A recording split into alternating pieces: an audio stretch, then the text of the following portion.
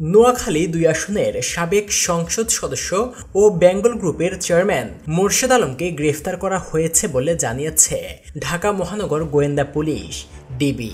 মঙ্গলবার রাতে রাজধানীর গুলশান এলাকা থেকে তাকে গ্রেফতার করা হয় বলে গণমাধ্যমকে জানান ডিবির অতিরিক্ত কমিশনার রেজাউল করিম মল্লিক। তিনি বলেন, মোর্শেদ আলমের বিরুদ্ধে একাধিক মামলা রয়েছে। এসব মামলার তথ্য উপাত্ত বিশ্লেষণ করা হচ্ছে।